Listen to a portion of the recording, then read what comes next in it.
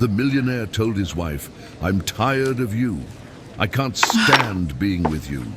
She left, and her last gift broke his heart forever. "Hi, my beautiful, loyal, and great family. How are you? Welcome back to your own family channel, Mr. Peter Stories. May the Almighty surround you with peace that never fades and love that never ends. May He bless every woman with grace that turns pain into power, every man with wisdom to lead with kindness, and every home with warmth that feels like heaven's embrace. I pray your paths shine brighter each day, your hearts stay gentle even through storms, and your hands always find strength to lift others. May your dreams rise higher than fear, your faith stand taller than doubt, and may joy follow your name wherever you go. If your heart is true, like the video. If your love is real, write, "I am with Mr. Peter." Jeff Carson built an empire on ambition, but the woman who built him never asked for a single stone from its foundation.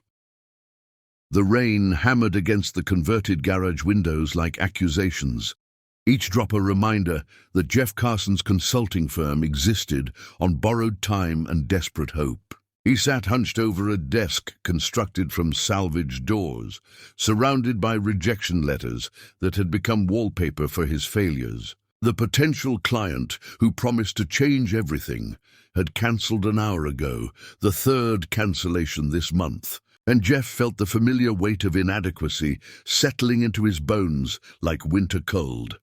"You're doing that thing again?" Shannon Queen said from the doorway, her nurse's scrubs still wrinkled from a double shift that had stretched into dawn. She carried 2 mugs of coffee, the cheap kind they bought in bulk because luxury lived somewhere beyond their reality. But she had added cinnamon the way his mother used to, transforming necessity into comfort. What thing? Jeff didn't look up, afraid she would see the defeat in his eyes and finally understand what he had always suspected, that she had married a man who dreamed bigger than his capacity to deliver.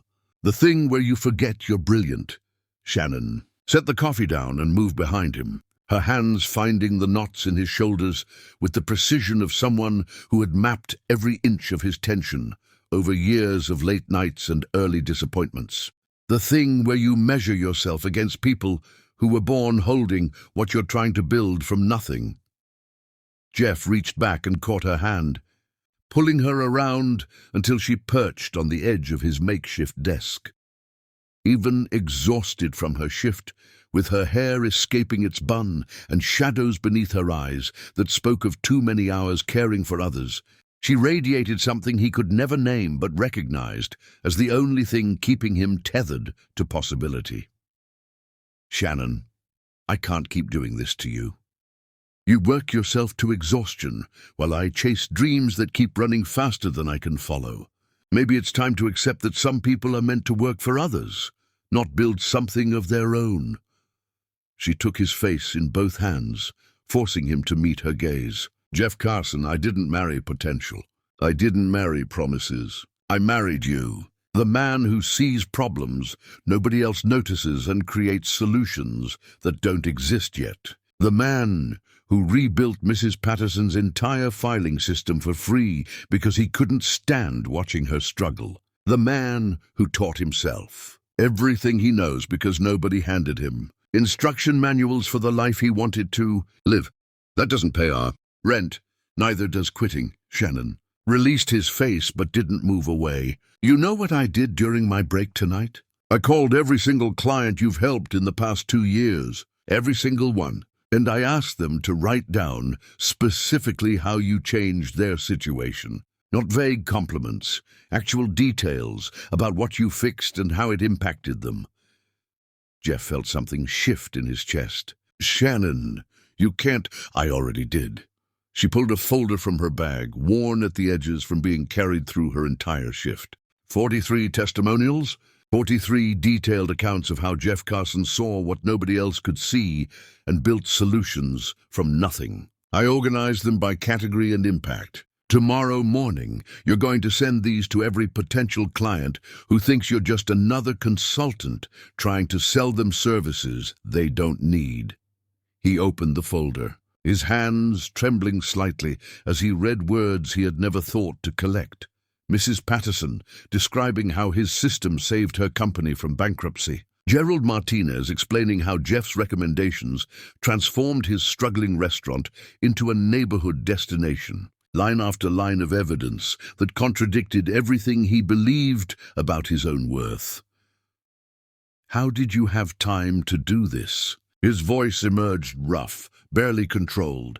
"Because I believe in you, even when you forget how to believe in yourself." That's what love is, Jeff. Not the easy moments when everything works. The hard moments when someone needs to remember for both of you. Jeff pulled her close, burying his face against her shoulder, breathing in the hospital smell that clung to her scrubs mixed with the coconut oil she used in her hair. "I don't deserve you." "Probably not," Shannon said, her voice light but her arms tight around him. "But you're stuck with me anyway.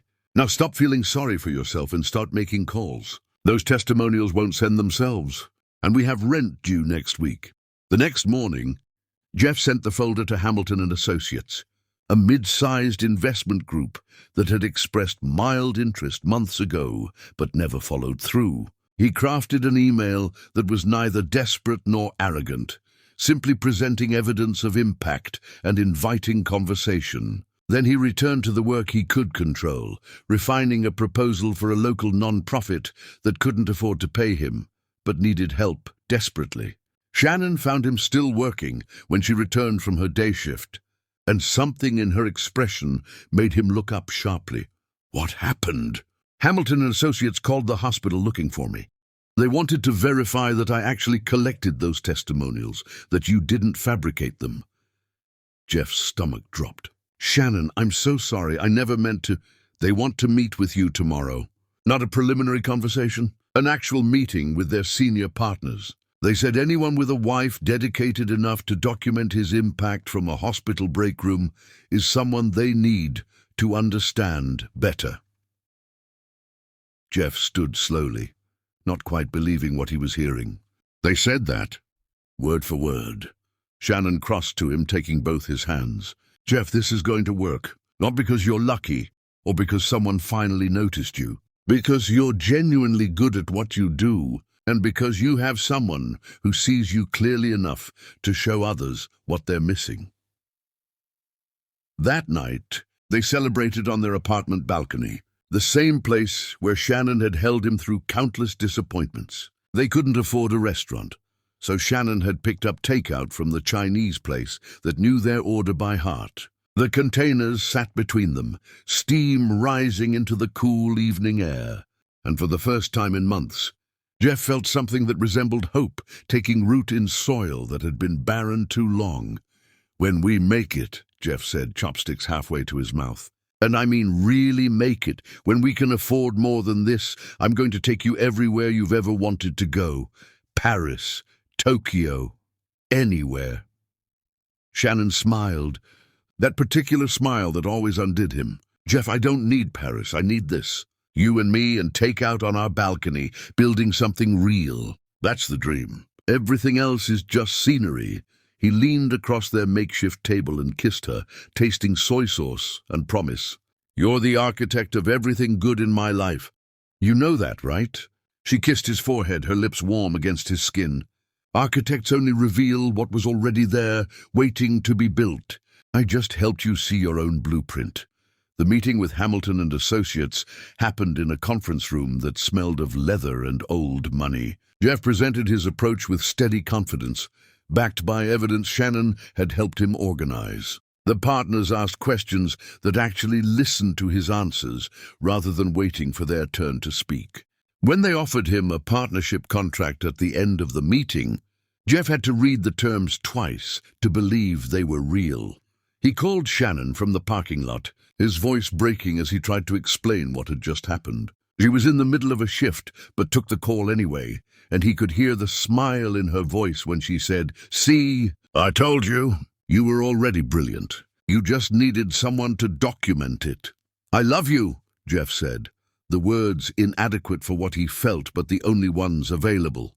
"I know," Shannon replied. "Now come home so we can celebrate properly. And Jeff, this is just the beginning. Don't forget that when things get complicated, Her last sentence carried a weight he didn't understand until much later, after everything had already broken. Chapter 2. The Serpent Enters Paradise. Damien Howell entered Jeff's life like smoke, gradually, almost imperceptibly, until suddenly the air was thick with something that made breathing difficult. The partnership with Hamilton and Associates came with allies, but Damien was something else entirely. He was the man other men watched to learn which fork to use, which wine to order, which words would signal sophistication to people who measured worth in symbols Jeff was still learning to decode. Their first private dinner happened at a club where membership fees cost more than Jeff used to make in half a year. Damien had insisted, saying that understanding their world required immersion, not observation. Jeff arrived deliberately early, a habit from when being on time meant being late, and found himself alone in a dining room where even the silence sounded expensive. "Relax," Damien said when he finally arrived, his suit fitting him like it had been grown rather than tailored. "Nobody here is judging you. They are too busy making sure nobody is judging them." The conversation started professionally enough: market positioning, client relationships, expansion strategies. But somewhere between the appetizer and main course, Damien's tone shifted into something more personal, more deliberately intimate. "Can I ask you something without offense?" Damien's smile suggested the question was already decided, regardless of Jeff's answer. "Sure." "Your wife, Shannon, she seems lovely, very genuine." Jeff felt himself straighten slightly, instincts he didn't know he possessed suddenly alert. "She is, of course. I just noticed at the last gathering, and please understand, I mean no disrespect, she seemed a bit out of place. Not in a bad way, just different from the other partners' wives. More natural, less polished. Shannon works in healthcare. She doesn't have time for polish." Right. Damien sipped his wine, letting silence do work that words couldn't. "It's admirable, truly. But as you grow in this world, perception matters. The partners' spouses are part of the brand. They attend fundraisers, gallery openings, charity auctions. They represent us in spaces where deals get made at dinner parties rather than conference rooms." Jeff felt something cold settling in his stomach. "Shannon represents me perfectly." "I'm sure she does. On a personal level." Damien leaned forward slightly. "But we're not talking about personal anymore, are we? We're talking about trajectory, about the difference between successful and extraordinary. And extraordinary requires cultivation on every front." The conversation moved on, but the seed remained, embedded so carefully that Jeff couldn't quite identify when it had been planted. Over the following weeks, Damien orchestrated situations that watered that seed with precision. A corporate retreat, where other partners arrived with wives in designer clothing, while Shannon wore a simple sundress she had owned for years. A charity auction, where Shannon's genuine enthusiasm for the cause was misread as naivete by people who attended to be seen rather than to give. A gallery opening where Shannon studied the art with real interest, while others studied each other, and her authenticity became somehow embarrassing in a room designed for performance. Jeff began noticing things he had never seen before. How Shannon still clipped coupons from the Sunday paper, arranging them in careful stacks before grocery shopping. How she drove the same car she had driven when they first met, the one with the temperamental passenger door and the cassette player that no longer worked. How her laughter rang too loud in restaurants where other diners modulated their joy into acceptable volumes. One evening, Jeff came home to find Shannon repurposing gift wrap from a colleague's birthday present, carefully removing tape to preserve the paper for future use. She was humming while she worked, completely content in her economy, and Jeff felt something sharp twist in his chest. Not affection, but something closer to shame. "Shannon, we can afford new wrapping paper." She looked up, surprised by his tone. "I know, but this is still perfectly good." "Why waste it?" "Because we're not struggling anymore. Because saving wrapping paper makes us look like we're still living paycheck to paycheck." Shannon's hand stilled. "Who's looking, Jeff?" He couldn't answer that. Not honestly. Because the truth was that nobody was looking except him. And he was seeing her through eyes that Damien had carefully adjusted to measure worth in ways that had nothing to do with value. The distance between them grew in increments too small to name but large enough to feel. Jeff started scheduling breakfast meetings on Sunday mornings, the sacred time when Shannon made her grandmother's pancake recipe, the one that required standing at the stove for an hour because authentic flavor couldn't be rushed. He accepted invitations to dinners without consulting her, then suggested she stay home because the conversations would bore her, even though Shannon had never been bored by anything that involved human connection. When Shannon reached for his hand during a rare movie night, Jeff's fingers remained limp in her grasp, his attention fixed on messages from Damien about positioning and perception. He felt her hand slip away from his, felt the weight of her disappointment settling into the space between them on their couch. But he was too far inside his own transformation to reach back across the distance. Shannon tried everything she knew. She cooked his favorite meals, presenting them with care that transcended hunger. She planned a weekend getaway to the cabin where they had honeymooned, but Jeff cancelled at the last minute, citing a crisis that felt important until he realized later he couldn't remember what it had been. She attempted direct conversation, asking him with heartbreaking simplicity what had changed and whether they could repair it together.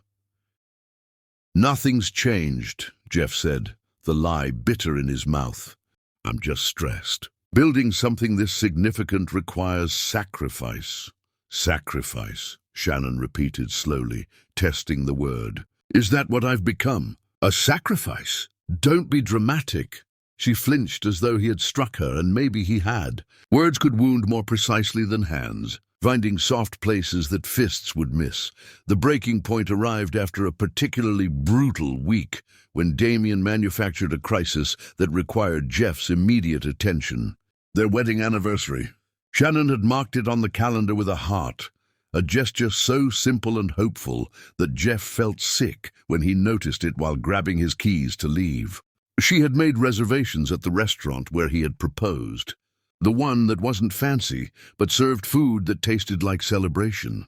Jeff called her from the car to cancel, his voice clipped and impatient, as though she was the problem rather than his choice. Shannon said nothing for a long moment, and then, in a voice so quiet he almost missed it, "Okay. Just okay. Nothing else." And somehow that single word carried more weight than any argument could have held.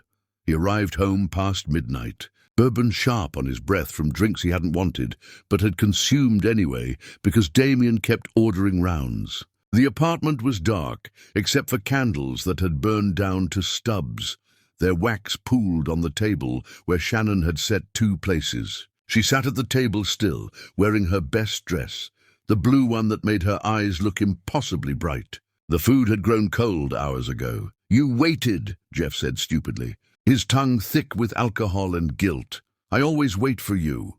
Shannon's voice was steady, but tears tracked slowly down her face.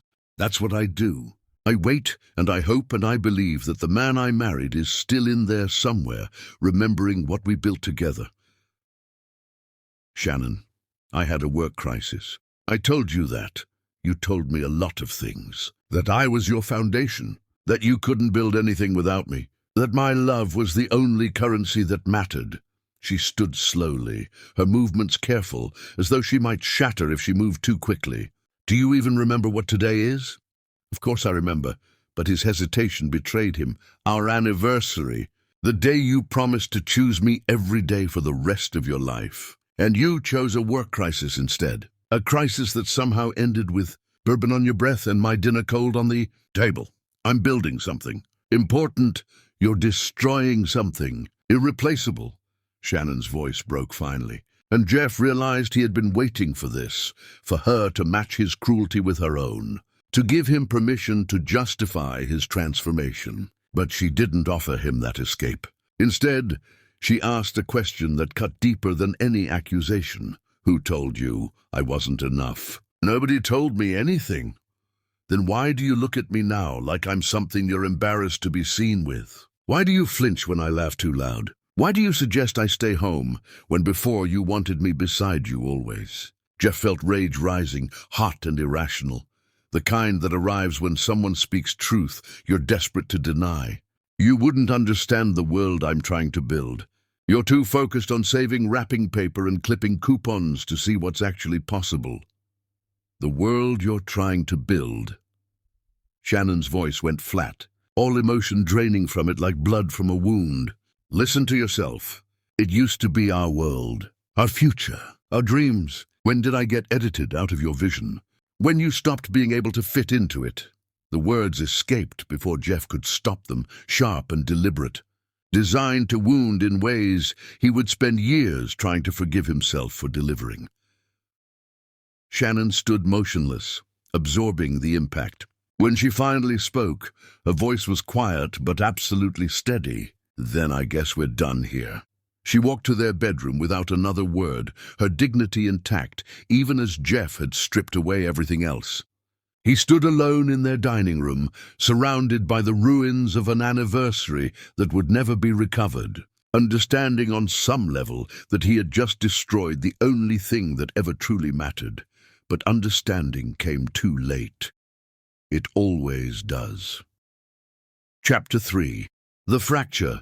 Jeff woke the next morning to silence that felt wrong. Not the comfortable quiet of Shannon sleeping beside him, but the empty quiet of absence. He reached across the bed, his hand finding nothing but sheets that had grown cold. The panic arrived slowly at first, then all at once, flooding his system with clarity that bourbon had prevented the night before. He found her in the kitchen, already dressed, moving through her morning routine with mechanical precision. Coffee brewing, lunch packed for her shift, hair pulled back in the tight bun she wore to work. But something fundamental had changed. She moved around him rather than toward him, creating distance where before there had always been gravitational pull between their bodies. Shannon. Her name felt heavy in his mouth, weighted with everything he couldn't take back. Your breakfast is on the counter. I'm working a double today. Her tone was professionally pleasant, the voice she used with difficult patients who needed care despite their hostility. Can we talk about last night? What's there to talk about? You told me exactly where I fit in your new world.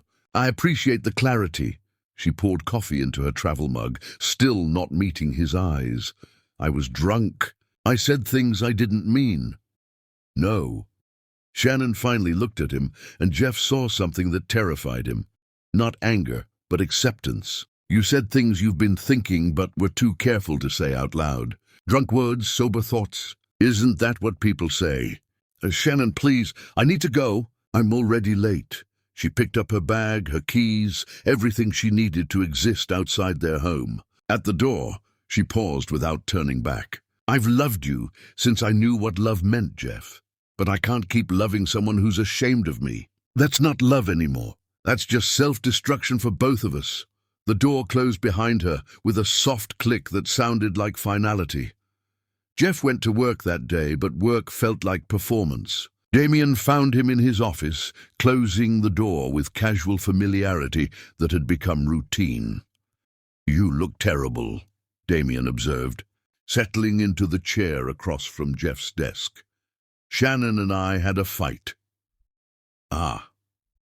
Damien's expression suggested sympathy, but his eyes held something else. Satisfaction, maybe, or vindication. Marriage is complex, especially when one partner is evolving faster than the other. Don't, Jeff said sharply. Don't analyze my marriage. I'm not analyzing anything, just observing what you're clearly feeling. You're outgrowing your current situation. That's natural. Uncomfortable, but natural. Jeff wanted to argue, but the words wouldn't come. Because wasn't that exactly what he had been feeling? That Shannon represented a version of himself he was trying to leave behind. That her simplicity, her contentment with small pleasures, somehow limited what he could become. The following weeks dissolved into patterns of polite distance. Shannon worked her shifts and came home exhausted. Jeff attended dinners and meetings that stretched later each night. They existed in the same physical space, but occupied entirely different emotional territories. When Shannon spoke, Jeff heard her words, but filtered them through Damien's observations about evolution and trajectory. When Jeff spoke, Shannon listened with the patient attention she gave everyone, but responded with increasing brevity, as though conserving energy for battles worth fighting. Sunday mornings stopped including pancakes. Shannon woke early and went for long walks instead, returning when breakfast time had passed. Jeff told himself he didn't mind, that he preferred his new routine of protein shakes and business podcasts. But some part of him mourned the ritual loss, while another part insisted that mourning was weakness. Damien introduced Jeff to new circles, people who spoke in references Jeff had to research later, who attended events where tickets cost more than furniture, who measured success in visibility rather than impact. Jeff found himself learning a new language, one where sincerity was naive and calculation was sophistication. He practiced this language at home without meaning to, testing phrases that made Shannon's expression close like shutters over windows. One evening, Jeff came home to find Shannon sitting on their balcony, the place where they had celebrated every small victory. She was holding a photo album, the physical kind they had created together before everything became digital, and her face was wet with tears she didn't bother hiding. "What's wrong?" Jeff asked, though he knew. Everything was wrong. Do you remember this? Shannon held up a photo from their wedding day. They were cutting the cake, but neither of them was looking at the camera. They were looking at each other with expressions of such pure joy that it hurt to see now. "Of course I remember." "Do you remember what you said to me that night, after everyone left and we were alone?" Jeff tried to recall, but the memory felt distant, overlaid with so many other moments that the specific words escaped him. "You said that nothing would ever matter more than us.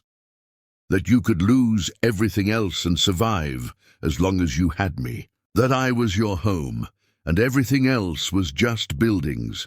Shannon closed the album carefully. "When did that change, Jeff? When did I become just another building?" "You're twisting my words." "I'm not twisting anything. I'm just trying to understand how we got from there to here. How we went from promising forever to you, looking at me like I'm an obligation you're trying to shed with minimal social awkwardness. That's not fair." "No, it's not. None of this is fair. But it's honest, which is more than you've been with me in months." Shannon stood, leaving the photo album on the chair. "I'm going to stay with Tanya for a few days. Give us both space to figure out what we actually want. Shannon, running away won't solve anything. I'm not running away. I'm protecting myself from someone who's slowly convincing me I'm not worth protecting." She moved past him, her shoulder brushing his arm, and the brief contact felt like goodbye. "When you figure out who you want to be, the man I married or the man you're trying to become, call me. Until then, I need distance from watching you disappear." She packed a bag while Jeff stood useless in their bedroom doorway, trying to find words that would stop this, but coming up empty. She took only essentials, moving with efficiency that suggested she had thought this through carefully. At the door, she turned back one final time. "I love you, Jeff. I love the man you were and the man you could still be. But I can't love you enough for both of us. You have to love yourself and me enough to remember what actually matters." Then she was gone, and Jeff was alone in an apartment that suddenly felt cavernous without her presence to fill it. He told himself she would come back, that this was just a dramatic gesture, a way of making him pay attention. But days passed without contact, and Jeff found himself moving through their home, touching things Shannon had touched. Her coffee mug still on the counter, her bookmark still holding a place in a novel she hadn't finished, her sweater draped over the back of the couch like she had just taken it off. Damien noticed Jeff's distraction and pulled him aside after a meeting. "She still hasn't come back." "How did you know?" "You have the look of someone who's lost something and isn't sure whether to search or let it stay lost."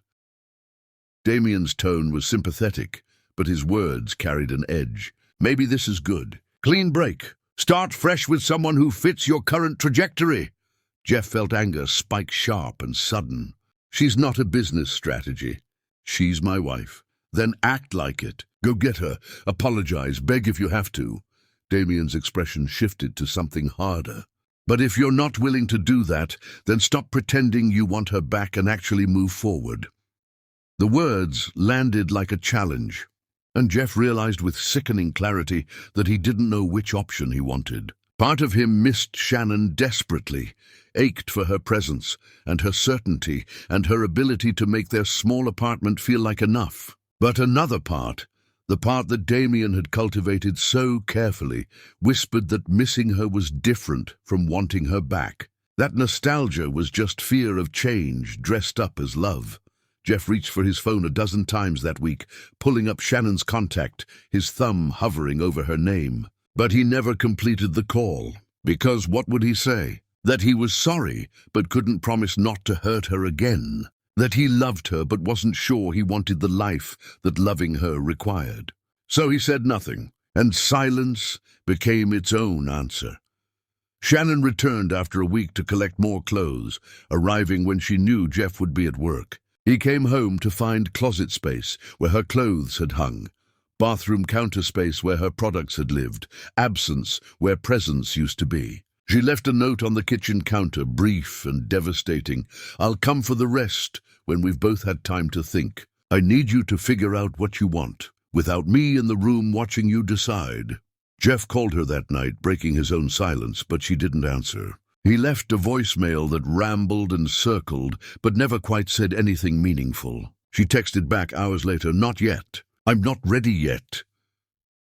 He wanted to know when she would be ready, but couldn't ask, because he wasn't sure he was ready either. Ready for what? To choose? To admit what he was becoming? To acknowledge that Damien's poison had worked precisely because it told him things he wanted to hear? Weeks collapsed into each other, time losing structure without Shannon's routines to mark its passage. Jeff threw himself into work with desperate intensity, as though accumulating success could fill the space Shannon's absence created. Damien approved, praising Jeff's newfound focus, his willingness to prioritize growth over comfort. But late at night, alone in their apartment, Jeff would find himself standing in doorways of rooms Shannon had occupied, remembering how she moved through space like she belonged everywhere because she carried home inside herself. He would stand in their bedroom remembering how she slept, curled toward him even in her deepest dreams. He would stand in their kitchen remembering her humming while she cooked, transforming ordinary ingredients into meals that tasted like love. And standing there in the dark, Jeff would feel the first tremors of understanding that he had made a terrible mistake. Not a simple mistake that apologies could fix, but the kind that breaks foundations. The kind that changes you into someone you don't recognize when you finally stop running long enough to look in a mirror. But understanding didn't translate to action. Not yet. Because action required admitting failure, and Jeff had spent months learning to associate success with ruthlessness, growth with leaving things behind. So he stood in doorways, and Shannon stayed away, and the distance between them stretched until it felt impassable. The breaking point arrived on what would have been their anniversary, the next one, a full year after the disaster that had started their unraveling. Jeff came home late from another dinner that meant nothing and found the photo album still sitting on their balcony chair where Shannon had left it months ago. Rain had damaged some pages, blurring their younger faces, bleeding their captured joy into watercolor abstractions. Jeff opened the album carefully, looking at what remained. The wedding photo was ruined, their faces barely visible, but underneath it, protected by the photo above, was their honeymoon picture. They were sitting on a beach at sunset, and Shannon was laughing at something he had said, her head thrown back, her joy absolute. And Jeff in the photo was looking at her with an expression of such complete adoration that he barely recognized himself. Who was that man? And how had he become someone that man would be ashamed to know? Jeff closed the album and finally understood what he had to do. Not apologize. Apologies were inadequate for what he had destroyed. Not beg. Shannon deserved more than his desperation. He had to change fundamentally or let her go completely. And change required first admitting what he had become. He picked up his phone and called Damien. When he answered, Jeff said simply, "We're done. Whatever you've been doing, whatever game you've been playing with my life, it's finished."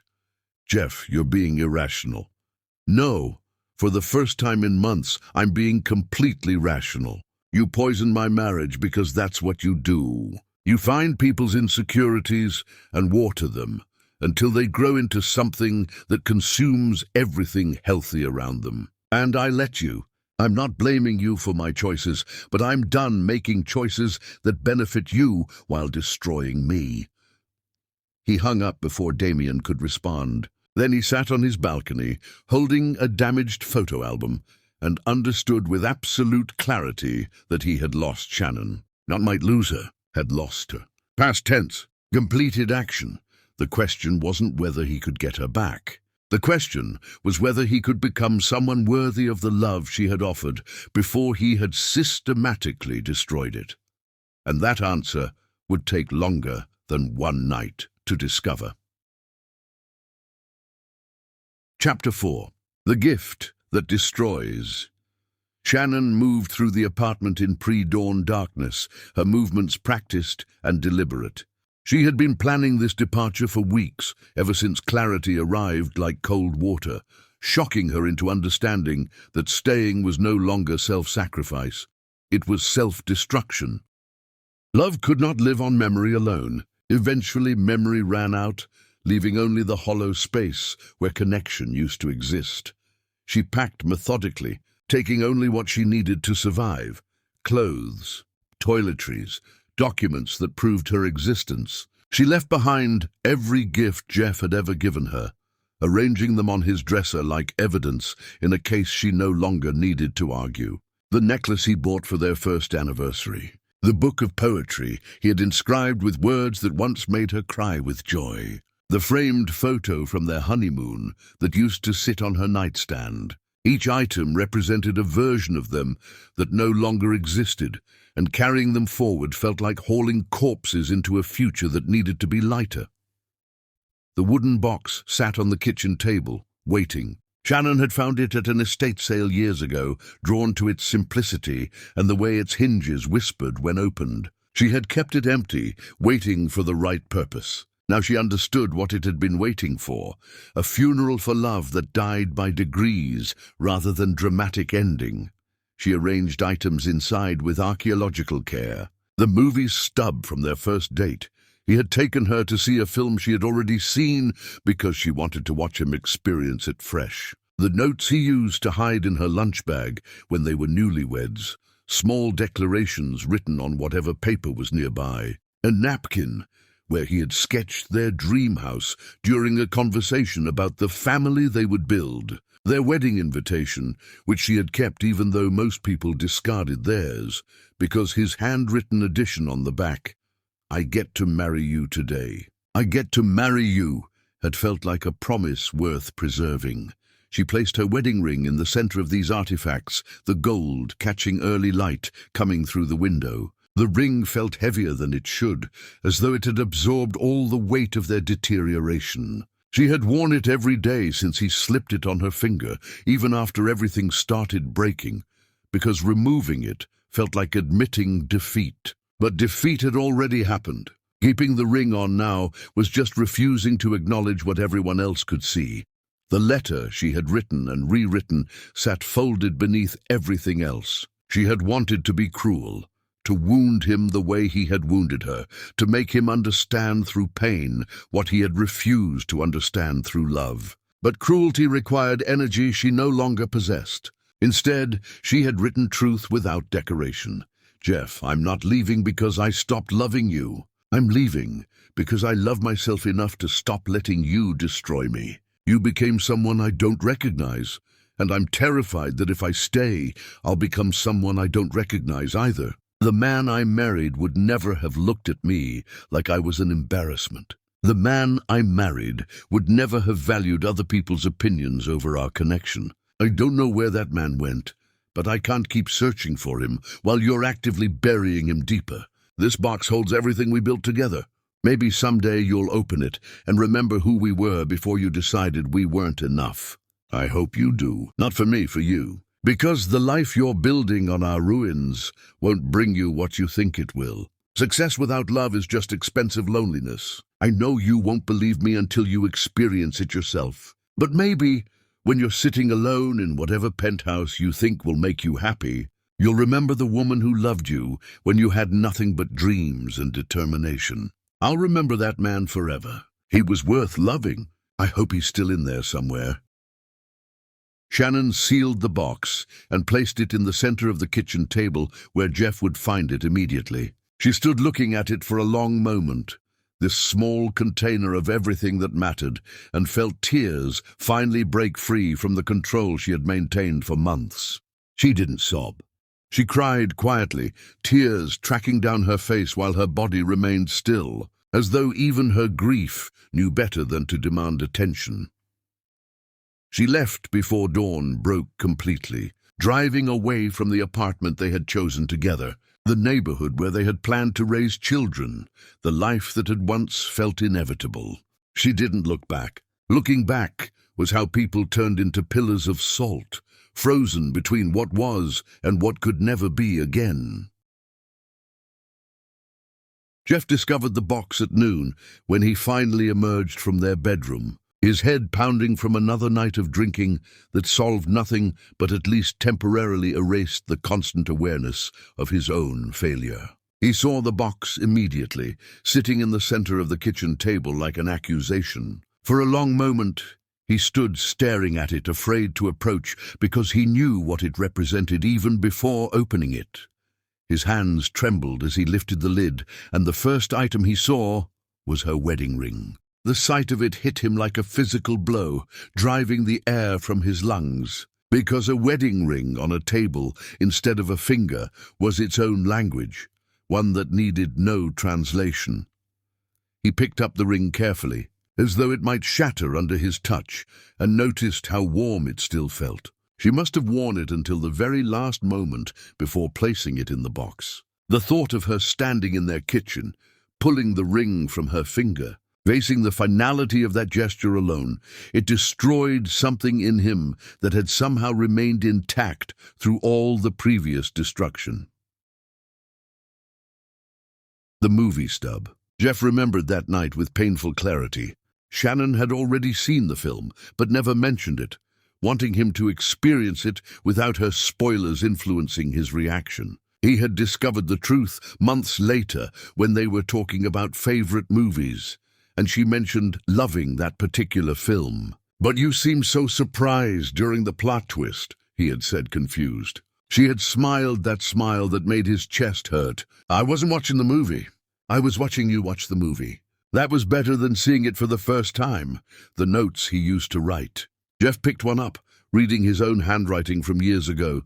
"Thinking about you is my favorite distraction. Also, my most productive because you make me want to be someone worthy of your thoughts. Love you always, Jay." When had he stopped leaving her notes? When had expressing love become something he forgot to do? The napkin sketch. They had been at a diner, eating breakfast for dinner, because Shannon had just finished a night shift, and Jeff had been working on a proposal that was going nowhere. "Where do you see us in 10 years? She had asked, exhausted but content. Jeff had grabbed a napkin and started sketching. A house with a big kitchen, a yard for kids who didn't exist yet, a porch where they would sit together watching those kids play. "Here," he had said, pushing the napkin toward her. "Exactly here. Everything else is just steps toward this." The wedding invitation. Jeff unfolded it carefully, finding his own handwriting on the back. "I get to marry you today. I get to marry you." He had written that the morning of their wedding while getting dressed, so overwhelmed with gratitude that she had chosen him that he needed to document the feeling somewhere. His best man had found him sitting on the floor, staring at the invitation, tears streaming down his face. "You okay, man?" he had asked. Jeff had laughed. "I've never been better. I'm marrying Shannon. I'm actually marrying Shannon." How had that man, the one who cried with gratitude on his wedding day, become someone who made Shannon feel like she needed to leave to preserve herself? The letter waited beneath everything else. Jeff read it 3 times, each reading revealing new layers of pain he had inflicted. Success without love is just expensive loneliness.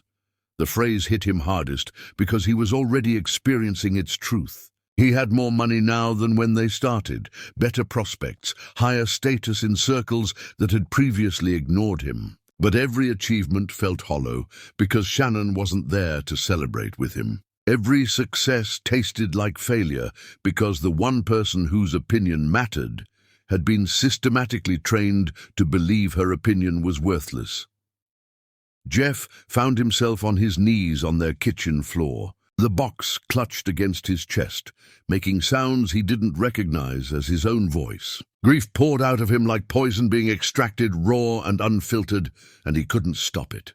Didn't want to stop it, because maybe if he hurt enough, if he bled out all the arrogance and stupidity and cruel ambition that had infected him, maybe then he could find his way back to the man Shannon had loved.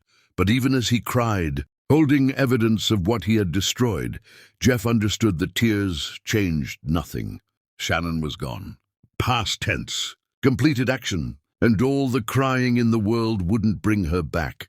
The question wasn't whether he had lost her. He had. The question was whether he could become someone worthy of being mourned.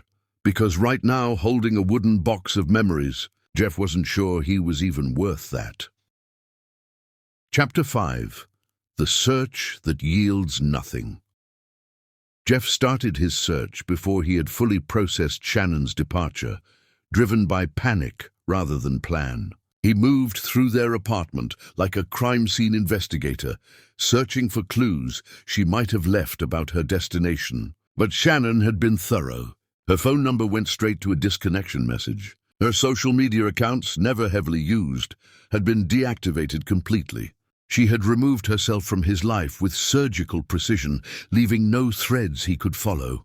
The hospital where Shannon worked had become Jeff's first destination. He drove there with irrational hope that she might still be working her shifts, that her resignation had been a threat rather than reality. The supervisor at the nurses' station recognized him immediately, her expression hardening. "Shannon doesn't work here anymore. She submitted her resignation weeks ago." Weeks? Jeff felt the ground shift beneath him. How many weeks? 5. She gave us proper notice, worked her remaining shifts professionally, and left without drama. The supervisor's tone made clear that Jeff fell into the drama category. "She asked us not to share her forwarding information with anyone, and we're honoring that request." "I'm her husband." She mentioned that. She was very specific that anyone, included you especially. Jeff drove away from the hospital understanding that Shannon had been planning this departure for over a month, working her final shifts while coming home to an apartment where he barely noticed her presence. How had he missed the signs? Or had he simply not cared enough to look? Tanya's house was his next stop. Shannon's best friend since childhood, the woman who had stood beside Shannon at their wedding and whispered to Jeff during the ceremony, "You hurt her, and I'll destroy you." He had laughed then, assuming it was the kind of protective threat friends make without meaning. Now, standing on Tanya's porch, he understood she had meant every word. Tanya opened the door before he could knock, her expression pure contempt. "What do you want, Jeff?" "I need to know where Shannon is. I need to talk to her." No, the single word landed flat and final. "Tanya, please. I know I messed up, but I need to make this right." "You don't get to decide when things get made right. That's not your call anymore." Tanya stepped onto her porch, closing the door behind her. "Shannon made me promise not to tell you where she went. That promise is the last gift I can give her after watching you systematically break her heart for months. I love her. You love the idea of her. You love having someone worship you unconditionally. But you don't love her enough to actually see her. If you did, you never would have let that poisonous friend of yours convince you she wasn't enough. Damien's gone. I cut him off completely. Good for you. Want a medal for finally doing the bare minimum? Tanya's voice carried years of suppressed fury. Jeff, I watched Shannon cry herself sick over you. I watched her try everything she knew to reach you. I watched her make herself smaller and quieter and less, hoping that would somehow be enough to make you remember why you married her. And through all of that, you just kept pulling further away. Too busy becoming someone important to notice you were destroying the only important thing you ever had. Tell me where she is. Please. No. She needs space from you. She needs time to remember who she is, without you constantly making her question her worth. And honestly, you need time to figure out if you're actually capable of change, or if you're just scared of being alone. Jeff tried arguing, then pleading, then something close to begging. But Tanya remained immovable, her loyalty to Shannon absolute. Finally, she delivered the blow that sent him away. Shannon asked me to tell you something if you came looking. She said to tell you that she loves you enough to let you go, that she hopes you build whatever life you think will make you happy, and that if you ever become the man she thought you were, she'll be genuinely glad for you, even if she's not there to see it. Jeff left Tanya's house, understanding that Shannon had said goodbye to him long before she actually left. She had mourned their marriage, while he was too busy building his empire to notice. The private investigator was a last resort, an expensive mistake Jeff paid for anyway, because action felt better than helplessness. The investigator traced Shannon's movements to a bus station and then nothing. She had paid cash for her ticket, used no credit cards afterward, left no digital footprint for technology to follow. Whoever she is, she knows how to disappear, the investigator said, admiration creeping into his professional tone. Most people leave trails everywhere. She left nothing. Jeff's final hope was Shannon's mother in Philadelphia. He drove there on a Sunday, arriving unannounced because announced visits would have been refused. The house looked exactly as he remembered. Neat garden, painted shutters, the kind of home that radiated care in every detail. Shannon had grown up here, learning from her mother how to build beauty from limited resources. Shannon's mother answered the door, and her expression, disappointment rather than anger, hurt worse than Tanya's rage had. Jeff. Mrs. Queen, I'm looking for Shannon. I know she's been in contact with you. She called once. Told me she was safe and needed time. That's all I know. She started closing the door, but Jeff caught it. Please, I know I don't deserve your help, but I'm asking anyway. You're right. You don't deserve help. You don't deserve Shannon. You don't deserve the years she spent building you up while you were planning how to tear her down. Mrs. Queen's voice remained level, but her words cut precisely. My daughter loved you with everything she had. She sacrificed her own comfort, worked herself to exhaustion, believed in you when you had nothing but dreams and debt. And the moment you got what you wanted, you decided she was somehow less than the people with money and status. You traded something real for something hollow, and now you want her back because you're learning that hollow things echo with your own emptiness. I know I was wrong. Knowing and changing are different things. Shannon called me crying so hard I could barely understand her. She said you looked at her like she embarrassed you, that you suggested she stay home from events because she didn't fit your new image, that you cancelled your anniversary to attend a work dinner that probably meant nothing. Mrs. Queen's voice finally broke slightly. Do you know what that does to a woman who gave you everything? Who believed you when you said she was your foundation? It doesn't just hurt her. It makes her question whether she was ever worth loving in the first place. That's not I never meant.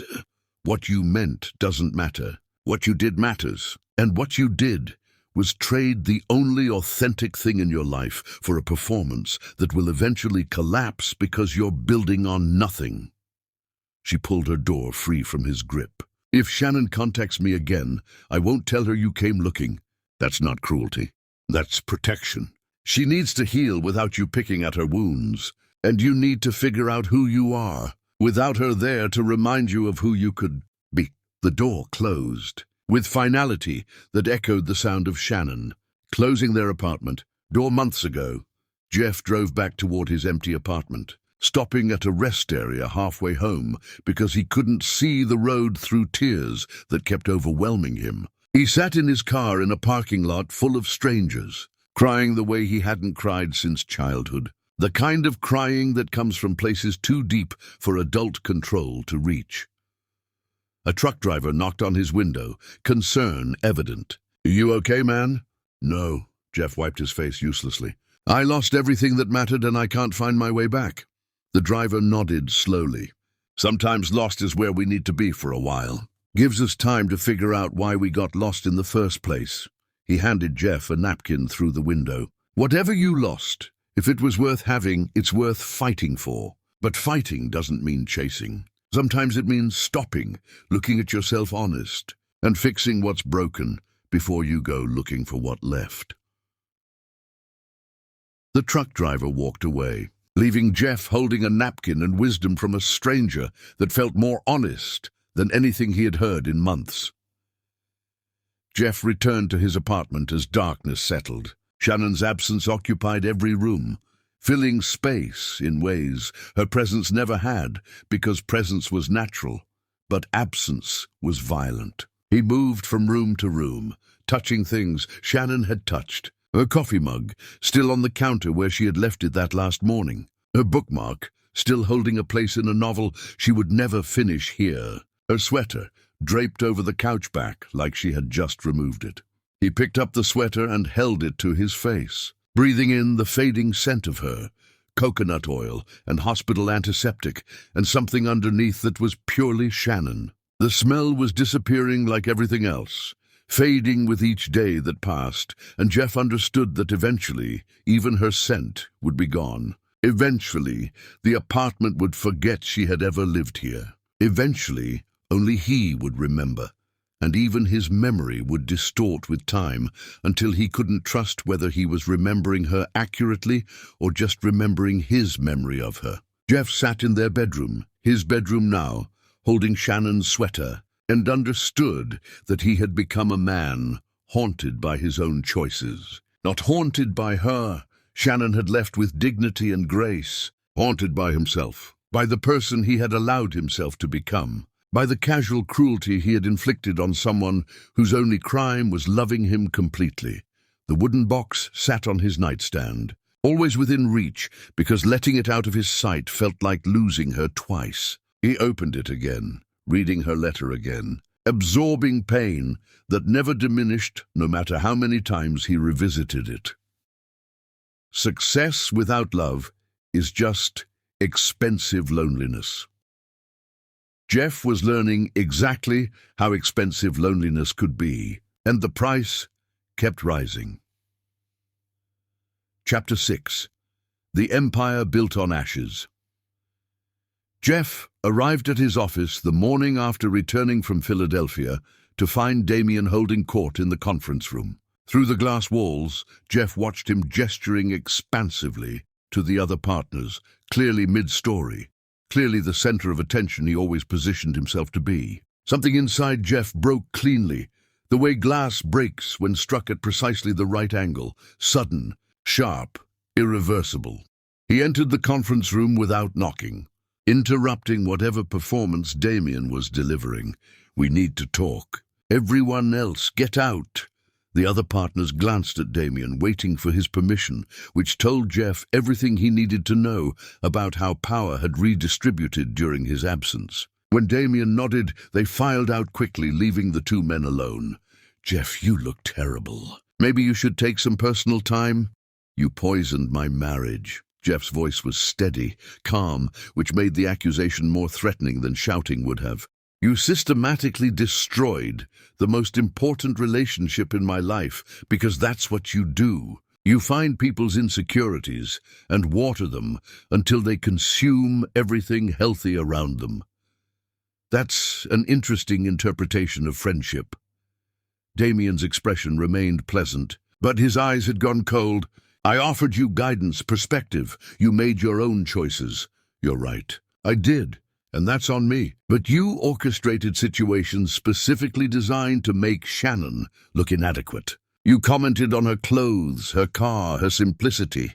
You suggested she didn't fit into the world we were building, that she held me back from my potential. You were subtle about it, I'll give you that. But you were deliberate. People show you who they are, Jeff. I didn't create your dissatisfaction with Shannon. I just pointed out what you were already feeling. You're like a doctor who infects patients and then charges them for the cure. Jeff stepped closer, and Damien actually backed up slightly. The difference is, I'm not paying anymore. I'm done. With you, with your manipulation, with whatever game you're playing where other people's lives are your entertainment.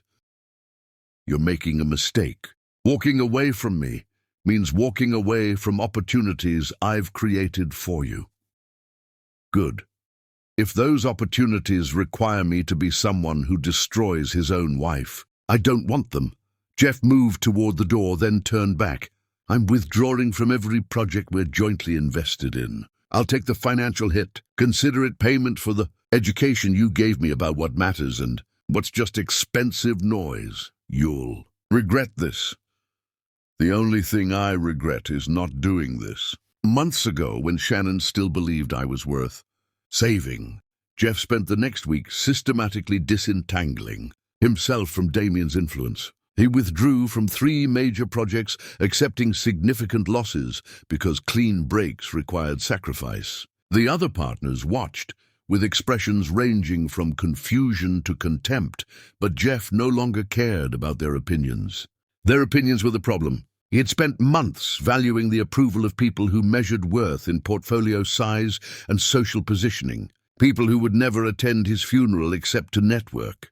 The business he had built started crumbling, but Jeff let it crumble. He downsized deliberately, moving his operation into a smaller office that cost less and required fewer compromises. He returned to serving clients who needed actual help rather than status symbols. He remembered why he had started this work in the first place, not to build an empire, but to solve problems that mattered to people trying to build better lives. His apartment lease ended, and Jeff moved into something smaller, more modest, similar to the place he had shared with Shannon. He furnished it minimally: bed, table, chair, the essentials and nothing more. No decoration, because decoration felt like lying, pretending he had created a home, when really he had just created a space to exist between sleeping and working. His days lost their previous structure. He forgot to eat regular meals, surviving on coffee and whatever required minimum effort. He attended therapy sessions his doctor recommended, sitting across from a patient woman who listened to him describe his failures with clinical attention. "You're grieving," she observed during their 3rd session. "I know that, but you're grieving someone who's still alive. That's more complicated than typical grief because there's this persistent sense that you could fix it if you just found the right words or made the right gesture. But I can't fix it. No, you can't. Shannon needs space to heal, and you need space to become someone different from who you were. Those processes don't happen simultaneously in the same room. So I just accept that she's gone. You accept that the version of your relationship that existed is gone. Whether something new could eventually exist, that's unknown. But you can't build new while you're still clinging to old." Jeff attended his sessions faithfully because they were the only place where someone listened without judgment to the full catalogue of his failures. Everywhere else, people either pitied him or dismissed him, neither of which helped. But his therapist simply witnessed his pain without trying to fix it, and that witness felt like the only honest interaction he had anymore. Months passed. Jeff existed rather than lived, maintaining a practice just large enough to pay his bills and fill his time. He stopped checking his bank account because the numbers no longer mattered. He stopped attending social events because performing enjoyment felt exhausting. He stopped pretending he was okay because who was he pretending for? The anniversary of Shannon's departure arrived without warning. Jeff woke that morning feeling like he had been beaten, his body aching with emotional weight that had somehow manifested physically. He drove to the restaurant where they used to celebrate small victories. The place where Shannon would order his favorite dessert, even when she was too full, because seeing him enjoy it made her happy. He sat alone at a table for two and ordered Shannon's favorite meal. When it arrived, he placed it across from his empty plate and sat staring at food growing cold, remembering how she used to steal bites from his plate, even though she insisted she wasn't hungry. "Just tasting," she would say, her fork already moving toward his food again. "Quality control." The server approached carefully. "Sir, is someone joining you?" "No, she's not coming." Jeff pulled out his wallet, leaving enough to cover both meals and a generous tip. "She's never coming." He left the food untouched on the table, walking out into evening air that felt too heavy to breathe. 2 years. He had lost Shannon 2 years ago, and the loss felt as fresh as the day she left. Time was supposed to heal, wasn't it? But time was just teaching him to live with permanent absence, which wasn't healing. It was just learning to function while broken. Jeff returned to his apartment and opened the wooden box for the 100th time, maybe the 1,000th. He read Shannon's letter again, his eyes finding the same phrases they always found. "I love myself enough to stop letting you destroy me." Success without love is just expensive loneliness.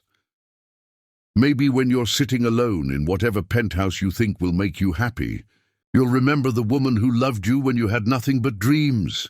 He wasn't in a penthouse. He was in a modest apartment, sitting on a second-hand couch, holding artifacts from a love he had systematically murdered. And he did remember. He remembered everything. That was the problem. Memory without possibility of reconciliation was just torture.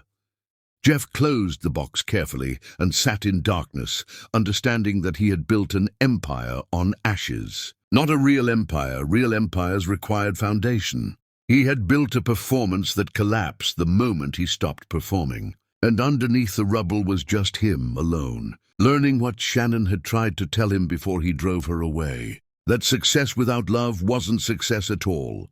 It was just expensive loneliness. And expensive loneliness was the most expensive thing Jeff had ever purchased. Chapter 7. The Thread of Hope. Time moved differently now for Jeff.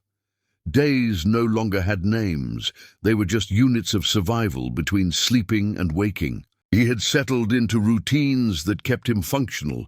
Work enough to pay rent, eat enough to not collapse, exist enough to not raise concern among the few people who still checked on him. Tanya appeared at his door on a Tuesday evening without warning. Jeff answered, expecting a delivery driver, and found instead Shannon's best friend, her expression complex in ways he couldn't decode. "Can I come in?" "Of course." Jeff stepped aside, suddenly aware of how bare his apartment was, how it looked like someone had just moved in or was preparing to move out. "Do you want coffee or—" "I'm not staying long." Tanya remained standing, her posture defensive. "I need to say something, and I need you to listen without interrupting." "Okay, I don't forgive you. I want that clear from the start. What you did to Shannon was cruel and deliberate, and watching her recover from it has been one of the hardest things I've ever witnessed." Tanya's voice was steady, but her hands were shaking slightly. "But 6 months ago, Shannon's mother died. Suddenly, heart failure.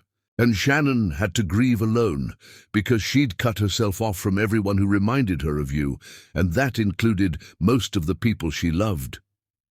Jeff felt his chest constrict. "I didn't know. Nobody told me. Nobody knew how to reach you. You disappeared into whatever hole you've been living in. But that's not why I'm here." Tanya took a breath. "I've been wrestling with this decision for months. Whether to tell you what I'm about to tell you goes against every protective instinct I have for Shannon. But I watched her at her mother's funeral alone, and I thought about how grief compounds itself when you're isolated, how loss piles on loss until you can't remember what it feels like to not be drowning." "Tanya, what are you trying to say?" Years ago, back when you two were first married, Shannon mentioned something during one of our late-night conversations. She said that if her life ever fell apart completely, If she ever needed to disappear and rebuild herself from scratch, she would go to her grandmother's house in Sangre Grande. It's a small town in Trinidad and Tobago. Her grandmother Delilah still lives there. Shannon spent childhood summers there, learning to find peace in simplicity. Jeff felt something shift in his chest. Not quite hope, but hope's precursor. The possibility of possibility. I don't know if Shannon actually went there, Tanya continued. Sour. I haven't heard from her in over a year. She cut off contact with everyone, including me, because she needed complete separation to heal. But that's the only destination she ever mentioned. The only place she described as home in a way that transcended geography. Why are you telling me this? Because people deserve the opportunity to repair what they've destroyed, even if the repair only allows proper closure.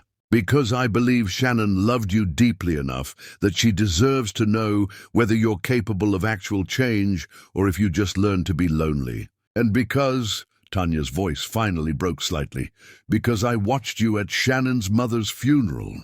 You stood in the back where you thought nobody would notice, and you cried like you had lost someone you loved. Not performing for sympathy, actually grieving. And I thought maybe, just maybe, you've suffered enough to have learned something real. I was at the funeral. Jeff tried to remember, but the past months had blurred together. You were. You didn't approach anyone. You just stood there watching her coffin and you cried. I didn't tell Shannon you were there because I knew it would hurt her. But I remembered it, and it's part of why I'm here now. Tanya moved toward the door, then turned back. I'm not promising Shannon is in Trinidad. I'm not promising she'll want to see you if she is. I'm not even promising this information won't cause more harm than good. But it's all I have to offer. What you do with it is your decision. Tanya, Jeff's voice was rough. Thank you. I know that cost you. It did. Don't make me regret it. She left before Jeff could respond, and he stood alone in his doorway, holding the first thread of possibility he had felt since Shannon vanished. Sangre Grande, Trinidad and Tobago. Grandmother Delilah, the words repeated in his mind, like coordinates on a map he was terrified to follow. Jeff spent that night researching everything he could find about the town. It was small, rural, the kind of place people went to escape rather than be found. He looked at photographs online. Lush greenery, simple houses, roads that turned to dirt paths. It looked like peace, like exactly where someone would go to heal from wounds inflicted in places that valued noise over substance. By dawn, Jeff had made his decision. He booked a flight leaving that night, moving with speed born of fear that hesitation would reveal this as a terrible idea. He packed only essentials, clothes, toiletries, and the wooden box Shannon had left him. He wrote a letter to Shannon that he revised until the words felt honest rather than manipulative. He prepared to travel toward either redemption or final confirmation of permanent loss.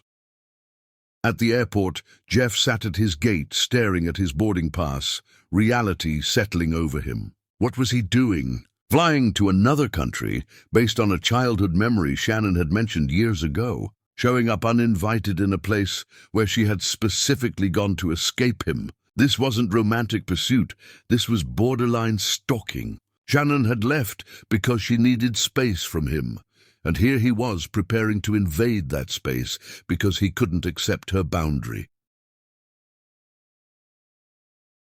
Jeff pulled out his phone, staring at the contact information for his therapist. He could call her, explain the situation, get professional guidance about whether this was healthy pursuit or selfish desperation. But before he could dial, boarding began, and passengers started lining up, and Jeff found himself standing, moving forward, choosing action over analysis.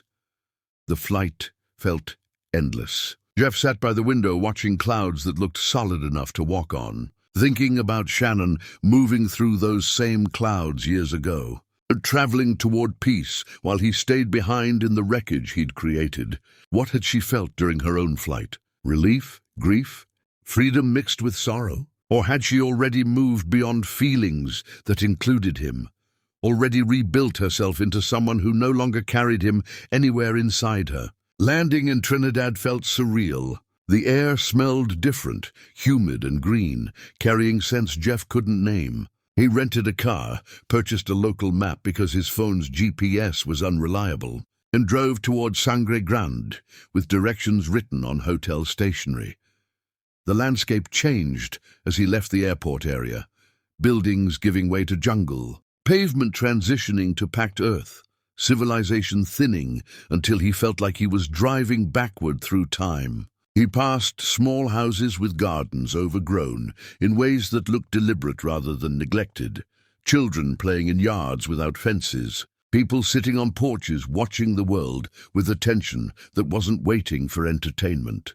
Grandmother Delilah's house sat at the end of a road that barely qualified as road. The structure was small but immaculate, painted bright yellow with blue shutters, surrounded by gardens that bloomed with aggressive color. Mango trees provided shade, their fruit heavy on branches that hung low enough to touch. The whole property radiated care and attention, the kind of place someone built over decades of patient investment.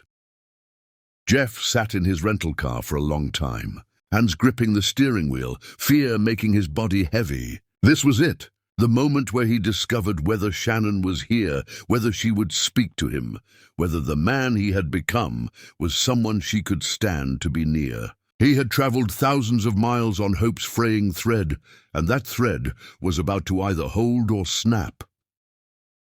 He opened his car door. The humidity hit him immediately, thick and substantial. He walked toward the house, each step feeling both inevitable and insane, and knocked on a door that might open onto either possibility or emptiness.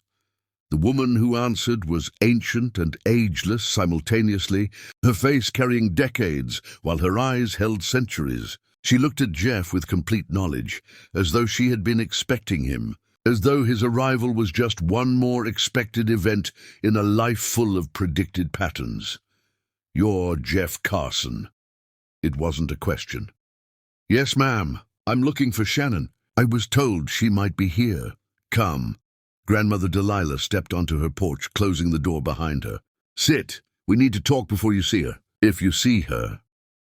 Jeff sat in a chair that had been worn smooth by years of use, and Grandmother Delilah settled across from him, with tea she had somehow prepared without him noticing. "I knew you would come eventually. Some men take years to understand what they destroyed in minutes. You took 2, faster than most, slower than you should have. Is Shannon here?" "Ah, she's here, but here and available to you are different things." Delilah studied him with disturbing intensity. "My granddaughter arrived broken.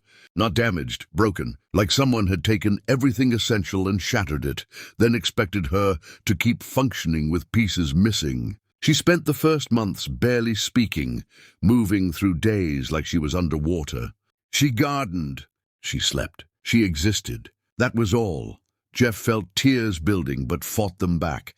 Eventually she started teaching at the local school, literacy, basic learning. She was patient with the children in ways she couldn't be with herself. Slowly, so slowly, she started rebuilding, not back into who she was, into someone new, someone stronger because she had survived breaking. Delilah sipped her tea. "She's happy now, genuinely happy. Content in ways she never was when she was with you, even when you two were good. I'm glad she's happy. Are you? Or are you glad she's here so you can attempt to put back together something that can't be reconstructed?" Delilah's voice held no cruelty, just directness. "Shannon is at the school right now. Down that road, maybe 10 minutes walking. You can see her. You can watch who she's become. But before you do, I need you to answer something honestly. Are you here for her benefit or your own?" The question hit Jeff like a physical blow because he didn't have an honest answer. He wanted to say he was here for Shannon, to give her whatever closure she needed. But wasn't he really here because he couldn't survive his own guilt? Because he needed her forgiveness to feel like he had paid adequate penance? "I don't know," Jeff said finally. "I want to say I'm here for her. But I think I'm probably here because I can't live with what I did unless she tells me I'm forgiven. Which means I'm here for me. Which means I shouldn't be here at all." Grandmother Delilah smiled slightly. "That's the first honest thing you've said. Honesty is progress." She stood, gesturing toward the road. The school is that way. Shannon teaches until afternoon. Whether you disturb her peace is your decision. But make it carefully, because some disturbances cause damage that takes years to repair, and she's already done that work once because of you. Jeff walked down the road, his heart beating so violently he could feel it in his throat. The school appeared around a bend, small, brightly painted, surrounded by children's laughter that sounded like wind chimes in the humid air. And there, under a massive tree heavy with red flowers, Shannon taught a circle of children, her voice carrying across the playground with warmth that made Jeff's chest hurt. She had changed. Not dramatically, she was still recognizably Shannon, but she moved with different confidence, laughed with different freedom, existed in space like she belonged there without question or qualification. Her hair was natural now, pulled back loosely. Her clothes were simple and bright. And when she laughed at something a child said, the sound was so pure, it hit Jeff like a weapon. He had destroyed this woman, and she had rebuilt herself into someone more powerful than who she had been before. And now he stood on the edge of her rebuilt life, preparing to risk that reconstruction for his own need for absolution. Jeff watched Shannon teach, watched her exist without him, and understood that love meant different things in different circumstances. Sometimes love meant pursuit. Sometimes love meant distance. Sometimes love meant standing in the background, watching someone thrive without you and choosing not to interfere because their peace mattered more than your need to be part of it. But before Jeff could decide what love required now, Shannon looked up during recess and saw him standing at the edge of the schoolyard. Their eyes met across distance measured in both feet and years, and Jeff watched her entire body freeze, watched shock and something else, fear maybe, or anger, or just exhaustion, cross her face. She said something to the children, who immediately moved closer to her protectively, and Jeff realized Shannon had built a whole new community here that loved her enough to sense danger and respond. When the school day ended, Shannon finally approached him. Not close, maintaining careful distance like he was something that might explode if she got too near. "Why are you here, Jeff?" The question was simple. The answer was impossible. Chapter 8. The Woman He No Longer Knows. Shannon stood 20 feet away from Jeff, maintaining distance that felt both protective and deliberate. The children from her class had scattered to their homes, but Jeff could see them watching from windows, behind trees, little guardians witnessing this confrontation. Shannon had built loyalty here, the kind that came from sustained care rather than performed kindness. "I came to find you," Jeff said, the words inadequate as soon as they left his mouth. "Obviously. That wasn't my question. I asked why you're here. What you want from this moment that justifies showing up uninvited in a place I came specifically to be away from you." Her voice had changed.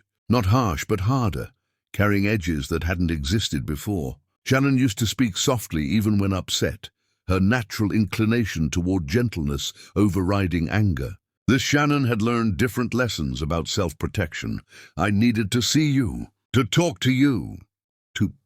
To what? Apologize? Explain? Ask forgiveness? Shannon's hands were steady at her sides, but Jeff could see tension in her shoulders.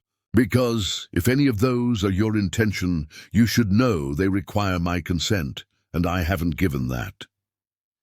"I know. You're right. I shouldn't have come without asking first, but I didn't have a way to reach you. That was intentional, Jeff. I removed myself from your reach because your reach had become harmful. And now you've traveled to another country to override a boundary I spent 2 years establishing. Do you understand how that looks from my perspective?" Jeff felt shame burning through him. "I'm sorry. I wasn't thinking about boundaries. I was just thinking about finding you." "Yes, you were thinking about what you needed." "Like always."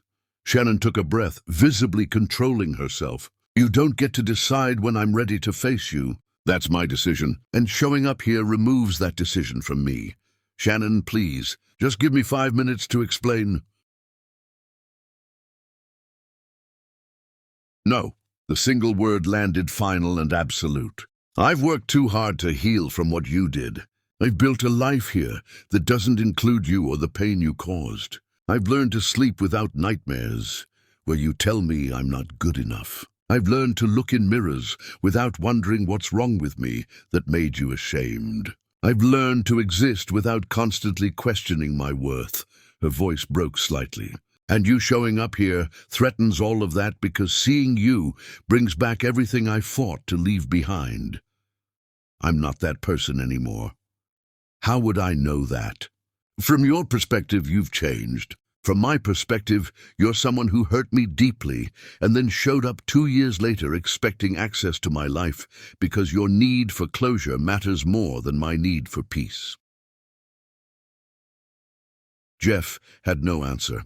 Every word Shannon spoke was true. He had traveled here for himself, wrapped his selfishness in the language of love, and called it romantic when really it was just more evidence that he still prioritized his needs over her boundaries. "I'll leave." Jeff's voice came out rough. "You're right about everything. I shouldn't have come. I'm sorry for disturbing you." He turned to walk away, and Shannon's voice stopped him. "Wait." Jeff turned back. Shannon was crying now, tears streaming down her face, but her expression was angry rather than sad. "Do you know what you did to me? Really understand it?" Her voice was shaking. "You took every insecurity I ever had about not being enough and confirmed them. You looked at me, the woman who worked doubles to support your dreams, who documented your successes when you couldn't see them, who loved you when you had nothing but potential, and decided I was somehow insufficient for the life you were building. You treated my simplicity like shame, my contentment like failure, my love like burden. Shannon, I was wrong about everything. Let me finish." She stepped closer, closing some of the distance between them. "The night I left, I stood outside our apartment for 20 minutes hoping you would wake up and stop me, that you would look outside and see me there and remember that you loved me enough to fight for us. But you didn't. You were passed out drunk from another dinner that meant nothing. And I cried on that bus until dawn, because I realized you had already left our marriage months before I physically walked away. I know I failed you in every possible way. You didn't just fail me. You taught me that my love wasn't valuable, that giving everything I had somehow made me less rather than more. That working to support someone else's dreams was admirable until those dreams came true, and then I became disposable." Shannon wiped her face roughly. "Do you understand how long it took me to unlearn those lessons? To rebuild my sense of worth? To trust that I wasn't the problem you were? I was, completely. You were perfect, and I was too broken to see it. I wasn't perfect. Nobody is, but I was enough. I was always enough. And you convinced me I wasn't, and that's the cruelty I've been recovering from." Jeff wanted to move toward her but knew better than to cross the space she was maintaining. "I came here hoping you could forgive me. But you're right, that's selfish. Your forgiveness isn't something I'm entitled to just because I finally understand what I destroyed. You want absolution." Shannon's voice had gone quiet again. "You want me to tell you that you're not the villain in this story, that your cruelty came from confusion rather than choice, that you can walk away from this conversation feeling like you've paid your debt. No, I mean, yes, maybe I do want that. But more than that, I want you to know that you were right about everything, about Damien poisoning my thinking, about success without love being empty, about me becoming someone unrecognizable. You tried to warn me, and I ignored you because other voices seemed louder. But yours was the only voice that ever told me truth." Shannon studied him for a long moment, her expression unreadable. "Knowing I was right doesn't comfort me, Jeff. It just confirms that I watched our marriage die while having perfect clarity about why and couldn't stop it anyway. What can I do to make this better, or at least less harmful? Leave. Go back to wherever you came from. Let me keep the peace I've built here." Shannon's voice was firm. "That's what you can do. Not for you, for me. Give me the gift of continuing to exist without you in my space." "Okay." Jeff felt his heart breaking again, fresh fracture over old scars. "I'll go.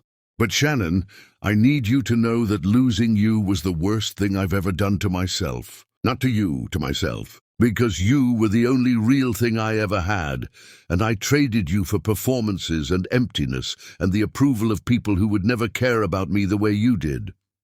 I know you're suffering. I can see it."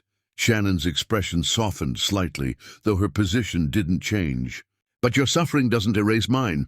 It just adds more pain to a situation that was already swimming in it.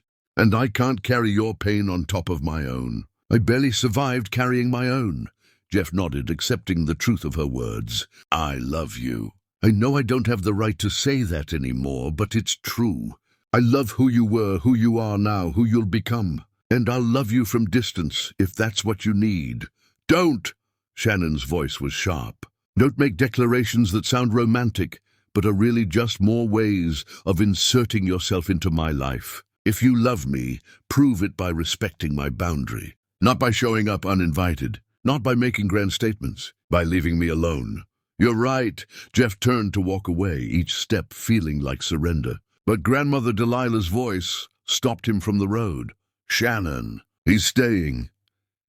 Both Jeff and Shannon turned to find Delilah standing near her house, arms crossed, expression neutral but commanding. "Grandma." "No," Shannon started. "Not for the reason you think. Not because he deserves access to you, but because running away from hard things is how we got here in the first place." Delilah moved closer. "He came looking for you. That takes either courage or desperation, possibly both. You need closure. He needs understanding. These things don't happen through avoidance. I don't need closure. I have closure. I closed that door when I left Philadelphia." "You closed a door, yes. But did you lock it? Or have you just been standing on the other side hoping nobody tests the handle?" Delilah's voice was gentle but insistent. "I'm not saying forgive him. I'm not even saying talk to him. But I am saying that healing requires facing what hurt you, not just running from it. I didn't run. I chose myself. You did. And that took strength. But there's different strength in standing still while difficult things approach, instead of always positioning yourself just beyond their reach." Delilah looked at Jeff. "He stays. Not in my house. There's a cottage behind the property. He'll stay there. And you," she pointed at Shannon, "will decide when and if you speak to him again. On your terms, your timeline. But you'll make that decision with him visible rather than hiding on another continent." Shannon looked at her grandmother with something between betrayal and understanding. "You're forcing me to face him. I'm removing the option of avoidance, yes. Because avoidance is what he did to your marriage. He avoided hard conversations, avoided reality, avoided everything that challenged him. And you, in response, avoided him entirely. Sometimes the thing we need most is the thing we're running hardest from." Delilah walked away, leaving Shannon and Jeff standing in the road, the distance between them both impossible and insufficient. "I hate that she's making you do this," Jeff said quietly. "She's not making me do anything. She's creating circumstances where I have to actively choose my boundaries instead of hiding behind them." Shannon's expression was complex. "That's different. Is there anything I can do? Any way I can make this less painful for you? Stop asking what you can do for me. That's not your role anymore. Your role is to exist in that cottage and leave me alone unless I decide otherwise." Shannon's voice was steady. "If you actually love me the way you claim, you'll respect that without questioning or pushing." "I will. I promise." Shannon nodded once, then walked away toward her grandmother's house, her posture straight and strong despite everything. Jeff watched her go, understanding that he had been given something, not forgiveness, but proximity to possibility. And proximity was more than he deserved. He found the cottage exactly where Delilah had indicated, small, simple, furnished with basics. It reminded him of his first apartment with Shannon, back when they had nothing but each other, and somehow that had been everything. Jeff unpacked his minimal belongings and sat on the cottage porch as sunset painted the sky impossible colors. Somewhere nearby, Shannon was existing in space he couldn't access, processing his sudden appearance, trying to maintain peace he had just threatened. He had traveled thousands of miles and found her. But finding her was the easy part. Now came the hard part, proving he was worth being found. Chapter 9. The Woman He No Longer Knows.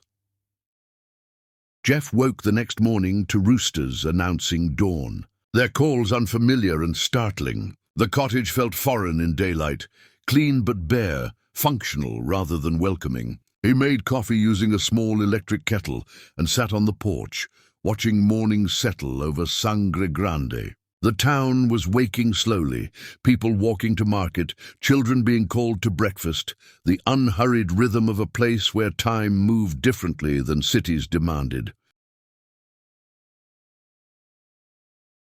Grandmother Delilah appeared before Jeff finished his coffee, moving with energy that defied her age. "Walk with me." It wasn't a request. Jeff stood and followed her down a path that wound through her gardens, past vegetables growing in organized chaos, herbs that perfumed the air with scents he couldn't name, flowers blooming with aggressive color. Shannon wouldn't come out of her room this morning. Delilah didn't look at Jeff as she spoke. Her attention focused on pulling weeds from around tomato plants. "She's angry at me for letting you stay. Angry at you for coming. Angry at herself for caring enough to be angry. I can leave. I don't want to cause her more pain. Leaving solves nothing. Pain isn't something you run from. It's something you move through. You don't know that yet, but you will." Delilah straightened, fixing Jeff with a look that made him feel simultaneously exposed and understood. "Shannon ran from her pain when she came here. I let her because sometimes running is the first step toward healing. But eventually, running becomes hiding, and hiding becomes permanent avoidance. She needs to face you, not for your benefit, but for her own. What if facing me just reopens wounds that finally closed? Wounds that are avoided don't close. They just get covered over with scar tissue that's sensitive to touch." Delilah handed Jeff a basket. "Make yourself useful. Pick those mangoes, the high ones I can't reach." They worked in silence, Jeff climbing to gather fruit while Delilah harvested vegetables. The physical labor felt grounding, purposeful in ways his previous work had never been. There was honesty in gardening. You planted, tended, harvested. Cause and effect without performance. "Shannon teaches until midday, then helps at the community center," Delilah said as they walked back toward the house, their baskets full. "She has dinner with me most evenings. You're welcome to join us. She won't like it, but that's not the same as it being wrong. I don't want to force myself into her space." "You already did that by coming here. Now you're here. Might as well be present honestly, rather than lurking at the edges, hoping for permission." Delilah took the mango basket from him. "Tonight, 7, don't bring gifts. Don't bring apologies. Just bring yourself and the willingness to be uncomfortable." That evening, Jeff approached Delilah's house with the wooden box tucked under his arm, not as a gift but as evidence, physical proof of what Shannon had left behind and what he had carried forward. He arrived at 7 exactly, knocked softly and entered when Delilah called out. Shannon sat at the dinner table, her posture rigid, her eyes fixed on her plate. She didn't look up when Jeff entered, didn't acknowledge his presence, except for the slight tightening of her jaw that suggested she was actively restraining herself. "Sit," Delilah commanded, pointing at the chair across from Shannon. "Eat. Nobody talks until after we've blessed the food and fed ourselves properly." The blessing was long and deliberate, asking for patience, wisdom, and the strength to face difficult truths with grace. Jeff kept his eyes closed, but he could feel Shannon's presence across from him, like heat from a fire, warm and dangerous simultaneously. They ate in silence that felt heavy, but not hostile. The food was simple and perfect. Rice and peas, stewed chicken, vegetables that tasted like they had been picked that morning because they had been. Jeff ate mechanically, not tasting anything, hyper-aware of every small sound Shannon made. her fork touching her plate, her water glass being lifted and lowered, her breathing that seemed carefully controlled. "Jeff brought something," Delilah said finally, breaking the silence. "Show her." Jeff placed the wooden box on the table between them. Shannon looked at it and her expression cracked slightly, pain flashing across her face before she controlled it again. "You kept it." Her voice was barely audible. "I've carried it everywhere since you left. It's been on my nightstand, in my car, in my pocket. I read your letter so many times the paper is falling apart." Jeff didn't open the box. "This box has been the only real thing in my life for 2 years. Why?" Shannon finally looked at him directly, and her eyes were full of tears she refused to let fall. "Why keep evidence of what you destroyed? Why carry reminders of the person you decided wasn't good enough? Because you were always good enough. I was the one who wasn't, and keeping this box was my only way of remembering that I had something perfect, and threw it away for nothing." "For nothing?" Shannon's voice rose slightly. "You threw me away for your career, for status, for the approval of people who mattered more to you than I did. That's not nothing, that's a choice. You chose them over me. I chose wrong. Yes, you did. And knowing that now doesn't erase the year I spent being systematically dismissed and devalued and treated like an embarrassment." Delilah stood, collecting plates. "I'm going to wash these outside. You two keep talking or sit in silence. Either way, you're staying at this table until something gets resolved." She left, and Jeff and Shannon sat alone with the wooden box between them, like a border neither could cross. "Can I ask you something?" Jeff said quietly. "You're going to anyway. When did you decide to leave? What specific moment made you realize you couldn't stay?" Shannon was silent for a long time, her fingers tracing the wood grain of the table. "Our anniversary, the one you missed for a work dinner. I sat in that apartment wearing my best dress, watching candles burn down, waiting for you to remember that the day mattered. And when you finally came home, drunk and defensive, I realized you had already left our marriage. You just hadn't moved out yet. I'm sorry. Don't apologize. I don't need your apologies. They changed nothing." Shannon finally looked at him again. "Do you know what I did after you fell asleep that night? I sat on our balcony looking at old photos, trying to find the moment when you stopped seeing me as essential and started seeing me as optional, and I couldn't find it. It wasn't one moment. It was accumulation. Small dismissals piling up until they became a wall between us.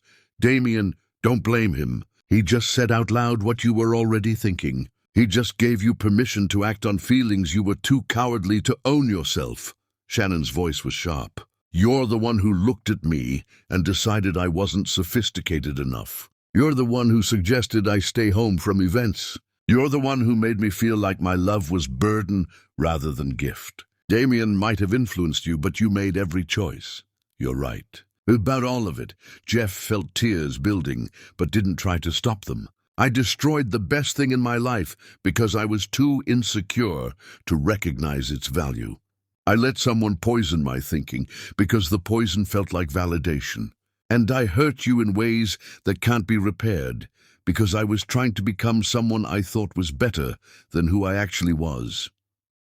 Do you know what the worst part is?" Shannon's voice broke finally, tears spilling over. "I still loved you even after you stopped loving me. I loved you while you were killing us. I loved you when I packed my bags. I loved you on that bus, crying so hard I couldn't breathe. I loved you for months after I left, hoping you would find me, hoping you would fight for us." She wiped her face roughly. "And you didn't. You just let me go. Like I was easy to lose? You were never easy to lose. Losing you was the hardest thing I've ever experienced. But you didn't fight it. You didn't come looking for me. You just accepted the loss and moved on. I didn't move on. I've been stuck in the moment you left for 2 years. I haven't moved forward at all. I've just existed in the same space, frozen, unable to function without you." Shannon laughed, but it was bitter. "So you were fine letting me suffer alone, but now that you've suffered, you decided to find me. Now that being alone hurts you, you came looking for relief?" "Yes." Jeff's honesty seemed to surprise her. "Yes, that's exactly what I did. And it's selfish and wrong, and you have every right to send me away. But I needed you to know that I understand what I lost. That I understand you were the only thing that ever truly mattered. That every success I've had means nothing because the person I wanted to share it with isn't there. That's not my problem anymore. Jeff, your loneliness isn't something I'm responsible for fixing. I spent years trying to fix things for you, and all it got me was broken. They sat in silence as darkness deepened outside, the wooden box still between them, neither of them willing to open it or move it aside. "What do you want from me?" Shannon asked finally, exhaustion replacing anger in her voice. "Seriously, what outcome are you hoping for from this conversation? I want you to know you were right. About everything. I want you to hear me admit that I failed you completely. And I want," Jeff paused, trying to find honesty, "I want you to forgive me. Not for my sake, though I'd be lying if I said it wasn't partially selfish, but for your sake too. Because I think you're still carrying anger that's weighing you down, and I want to release you from having to carry it. You don't get to decide when I'm released from anger. That's mine to carry or put down as I choose." "You're right. I'm sorry." Shannon stood abruptly, pushing back from the table. "I can't do this anymore tonight. I'm exhausted, and you're exhausting me more." She moved toward the door, then turned back. "Tomorrow my grandmother is going to tell you that you need to work in the community. Help repair things, teach people, integrate yourself here. And she's going to make it sound like a test, like you proving something. But really, she's just trying to keep you busy so I can figure out how I feel about you being here without constant confrontation." "Okay. Don't misunderstand. This isn't me giving you hope. This is me trying to survive your presence without falling apart. There's a difference."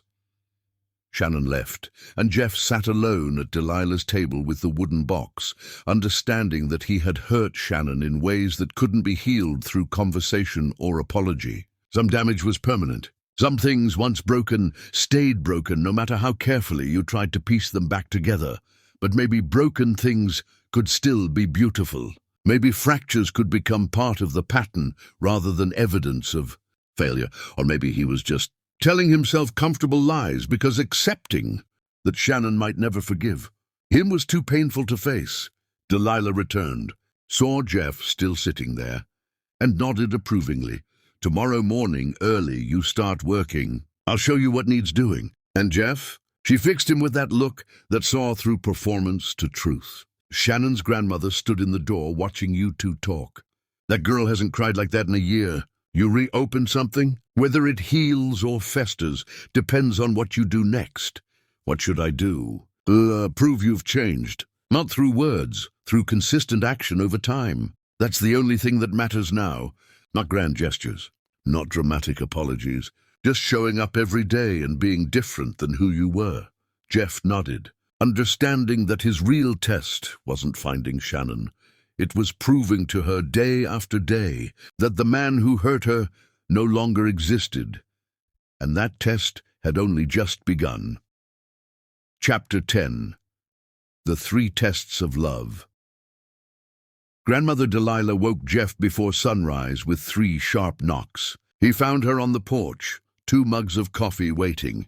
"Shannon won't see you. She asked me to tell you that your presence causes her pain, and she requests you leave." Delilah handed him coffee. "I told her I'm not asking you to leave. Not yet. If she wants me gone, what Shannon wants and what she needs aren't always the same. I'm offering you an opportunity. 3 conditions that might convince Shannon to speak with you again." Delilah's expression was grave. "But fulfilling these doesn't guarantee forgiveness or reconciliation. Only consideration. I'll do whatever you ask. First condition, you stay 3 months. Living here, working in this community as Shannon has. Teaching business basics to local entrepreneurs, helping repair buildings, participating without status or recognition. You prove the man who valued appearance has learned where meaning actually lives." Jeff nodded, releasing his practice. "His life back home. Second condition, you write Shannon a letter each week explaining what you've learned about yourself through destroying your marriage. Honest to the point of pain, without manipulation.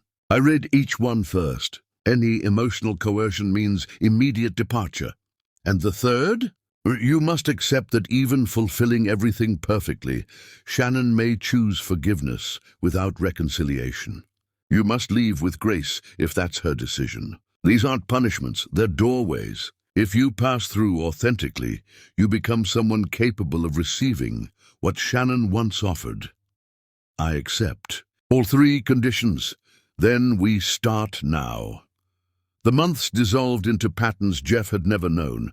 Dawn wakings, physical labor, exhausted sleep. He helped restructure a woman's restaurant inventory, taught a young carpenter basic accounting, advised farmers on distribution. The gratitude was immediate and real. Your system saved me 3 hours weekly. My business feeds my family now. He repaired roofs, fixed foundations, cleared debris. His body ached constantly those first weeks, learning manual labor again. Men who'd worked their whole lives taught him with patient correction, showing proper technique without judgment.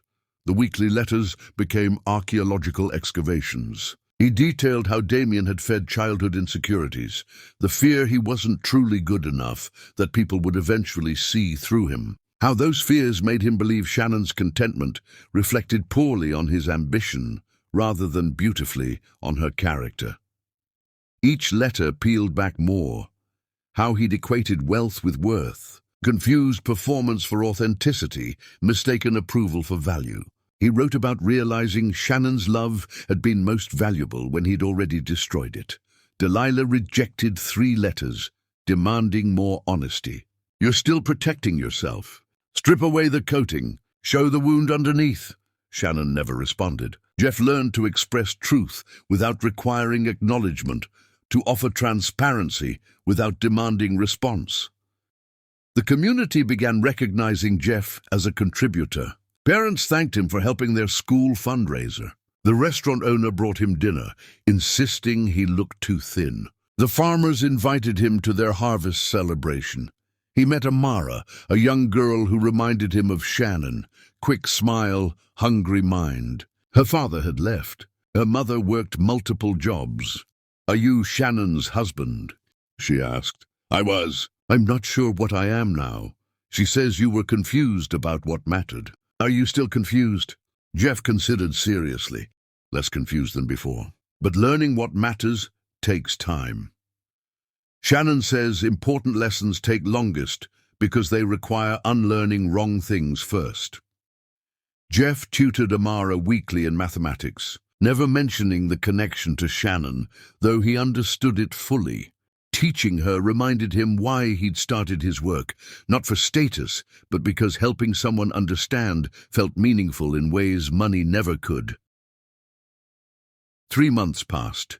Jeff integrated completely, his presence becoming unremarkable. He attended Friday gatherings, learned names and family connections, discovered Shannon taught adult literacy in evening classes.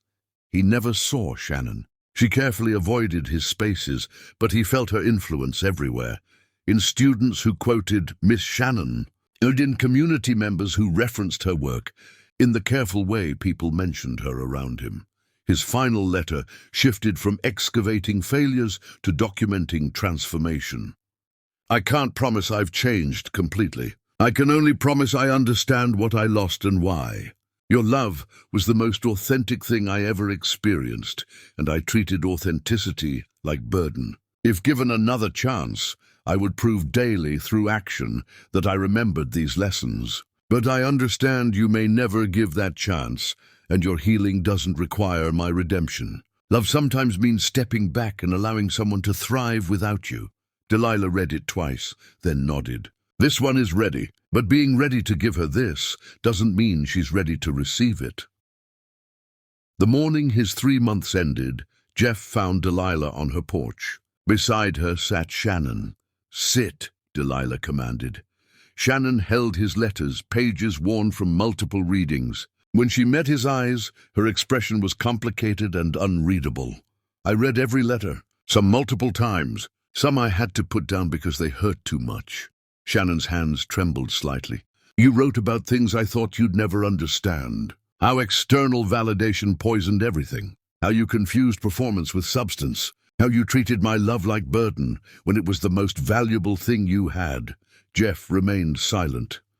I've been watching you these months through other people. Through Amara, who talks constantly about your math lessons. Through farmers who say you saved their cooperative. Through people who tell me you show up daily without seeking credit or making everything about yourself.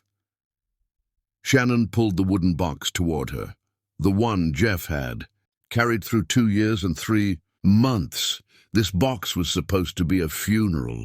But you carried it like it was still alive, like these memories had weight despite everything. She opened it, touching each item carefully. Grandmother gave you 3 tests. You fulfilled them. But I have my own test. Anything. That's the test. Not anything. The test is whether you understand that my healing doesn't require your presence. That I've built a complete life here without you. That I'm genuinely happy alone in ways I never was, even during our best times together. Shannon's voice was steady, but her eyes were wet. Can you accept that I don't need you to be whole? Jeff felt understanding crystallize painfully. Yes, you don't need me. You never needed me. You chose me. And I was too stupid to understand the difference. Need is about filling gaps. Choice is about adding to what's already complete. Shannon was crying now. I loved you when you had nothing. I loved you through every failure. And you decided that love wasn't sophisticated enough. I traded something real for something hollow. I damaged the only person who saw me clearly and loved me anyway. Shannon stood, moving to the railing, her back to him. I want to forgive you. I want to believe you've changed. But I'm terrified of believing again and discovering you were performing. Of surviving this heartbreak twice. You don't know the future. I can't prove it. I can only show you the present and hope it's evidence enough. I'm asking for the chance to prove over time, through consistent action, that I've learned what matters. If we do this, if I give you another chance, I'm not who I was. I'm harder, less willing to sacrifice myself, more protective of my peace. I won't work myself to exhaustion, supporting your dreams while you forget mine. I won't make myself smaller so you feel bigger. I don't want you to be who you were before. Who you've become is stronger, and I don't want you to diminish that for anyone. Jeff's voice was steady. I'm asking if we can build something entirely new, where we choose each other daily instead of taking each other for granted. Delilah spoke quietly. This man has changed. Not perfectly, no one does. But fundamentally, whether that's enough is yours to decide. Shannon pulled a seed from her pocket, dried and preserved. This is from the flamboyant tree where I teach. These trees grow from impossible circumstances. They thrive in poor soil, survive hurricanes, bloom despite conditions that would kill others. She placed the seed in the wooden box among their old memories. Some things die and stay dead. Some become compost for new growth, figuring out which requires time and brutal honesty. Shannon looked directly at him. I'm not saying yes. I'm saying maybe. I'm saying we can try, slowly, carefully, with complete honesty at every step. That's more than I deserve. It's not about what you deserve. It's about what I'm willing to risk. Shannon moved closer. But Jeff, if you hurt me again, if you start valuing external approval over our connection, I'm gone. No second chances after the second chance. I promise, not perfection because I'll fail sometimes. But I promise I'll never again prioritize others' opinions over your worth. I'll never again take for granted that your presence is the greatest fortune I'll ever receive. Shannon took his hand, the first voluntary touch since he arrived. Her fingers were warm and trembling. We stay here 6 more months, building this slowly, learning each other as the people we've become. We practice honesty even when uncomfortable. And at the end, we decide together whether this is real or just nostalgia. 6 months, yes. She handed him the wooden box. This seed needs difficult soil to grow properly. Too much comfort produces weak roots. They stood together on Delilah's porch, holding a box that contained both history and potential future. The distance between them was smaller, but still present, still necessary. 6 months wasn't long. But it was enough time to discover whether murdered love could resurrect into something that thrived. Standing there, neither certain but both willing to risk trying, they understood that uncertainty was the point. Love without risk was just comfortable predictability. Real love required choosing someone even when failure was possible, even when rebuilding was harder than starting fresh. The wooden box sat between them, no longer a funeral but a garden. Some seeds died in that box, but some were waiting for the right conditions to bloom. And sometimes the right conditions included breaking, grieving, learning, and choosing to try again, despite every reason not to. The wooden box sits between them now, no longer a catalogue of what was lost, but a living archive of what can be rebuilt. Some gifts break your heart. Others give you the chance to build it back stronger. Shannon's last gift did both.